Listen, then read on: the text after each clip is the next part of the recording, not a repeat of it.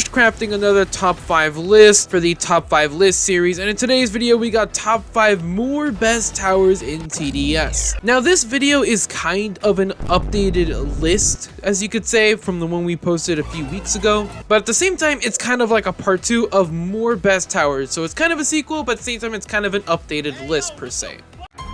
Number 5. Fashioning their way into the number 5 spot we have is the Golden Crook Boss. So as you guys all know, this man is probably one of the best golden towers to actually use in this entire game. And there's a pretty damn good reason why. This man is just amazing in pretty much almost every single situation, from the early game and then to all the way to the late game. First things foremost is that this man's original, levels as the regular Crook Boss isn't really anything too special. Pretty low damage with this revolver, submachine gun, and then eventually Tommy gun. And quite honestly, he's okay-ish, but this man can actually spawn his own crooks, aka minions, that slowly walk around the map with their own firearms and submachine guns to help out and deal little bits of damage over time. But there is an evolution of the Crook Boss to the Golden Crook Boss, and this Golden Crook Boss literally has every single little thing about the Crook upgraded, okay? Much more damage with his revolver, his submachine gun, and a very cool and very nice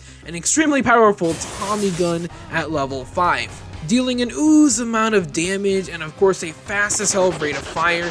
There is literally nothing to actually hate about the Golden Crook Boss, especially when of course his minions are also as well upgraded, being able to deal even more damage and of course having very slick and very fresh looking suits and styles on themselves as well. And that's just one Crook Boss. And you can place up to 5 of these Crooks bosses, which means you will have tons and tons of minions running all over the map, dealing havoc, and will generally just raise hell all over the map wherever you want them to be.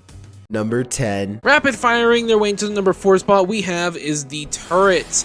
Now, as you guys all know, Turret is very good in this game. It's a pretty damn expensive tower to actually place down, which I think is probably one of the most expensive at 6,000, so that is definitely an astronomical amount of money to place down. And at first they deal some pretty good-ish amount of damage, or I guess solid amount of damage, but a very slow rate of fire. But as you all know, the more you upgrade this man, or at least turret thing, I don't know, the more damage and especially rate of fire this thing does. At around level like 3 to 4, this is when the damage and rate of fire actually start to do some work around these enemies, especially when the turret has an insanely huge range that it essentially just covers a huge majority of the map itself. And then finally we have the max level, which is pretty damn expensive obviously, because Jesus Christ, but it is 100% worth it, as at max it has an incredibly much faster rate of fire and huge damage,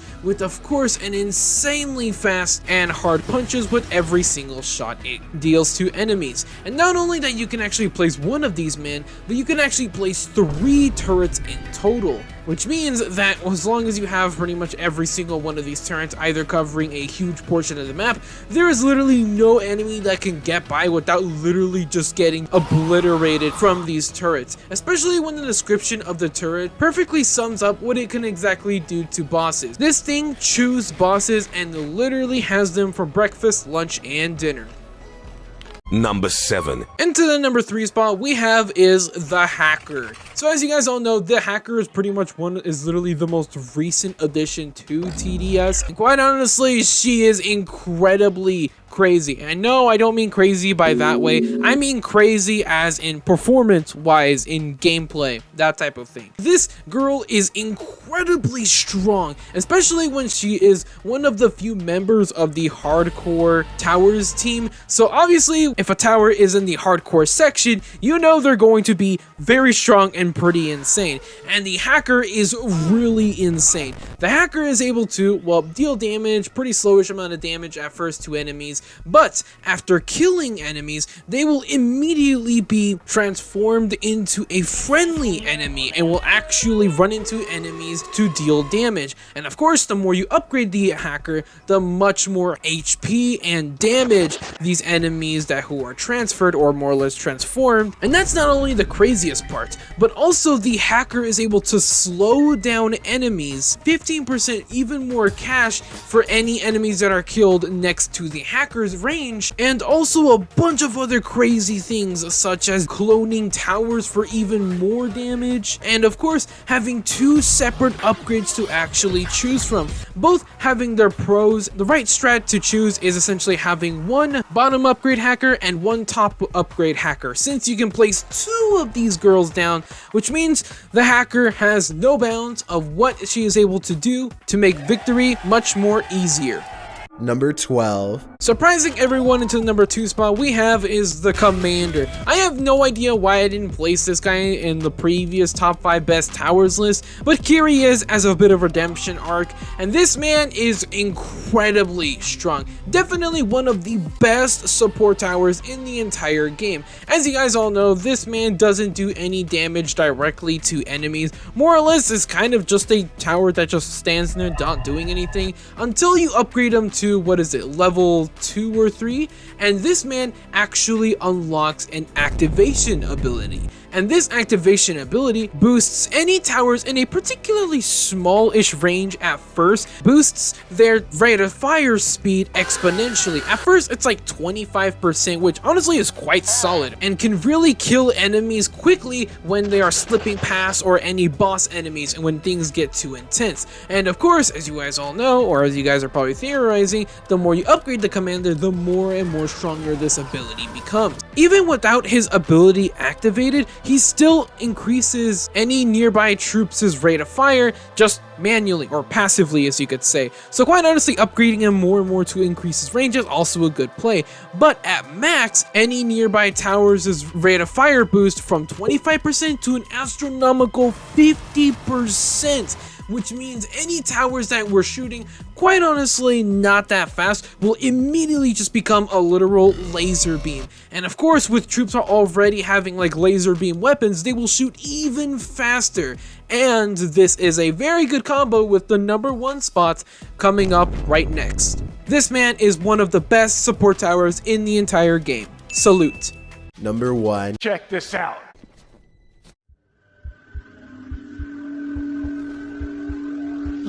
Number 1 spot, fixing my mistakes, the alpha male is the Accelerator. I know I didn't put him in the previous list because, I mean, the engineer was just slightly better, but ever since that video, this man got an insane rebalance to where he is literally, again, the real alpha male of TDS once again.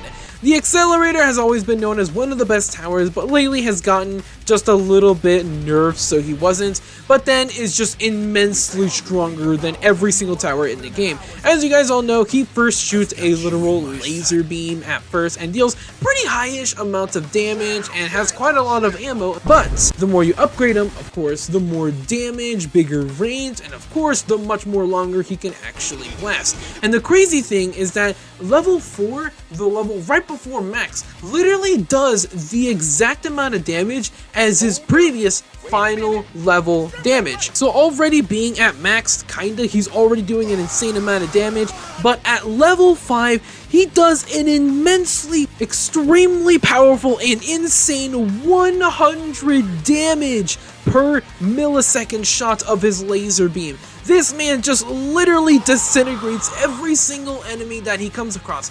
And the best part of all is that this is just one accelerator. You can place up to 8 accelerators, and if all of them are max, there is no enemy that cannot obliterate. This man is rightfully known as the best tower in TDS. I've been waiting.